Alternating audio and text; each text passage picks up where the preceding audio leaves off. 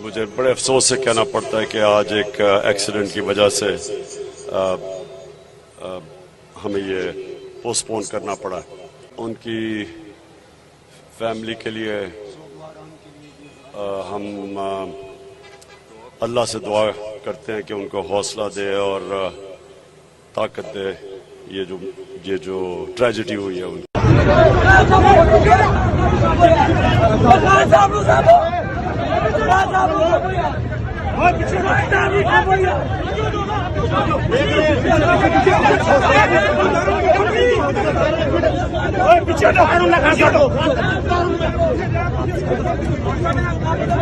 पीछे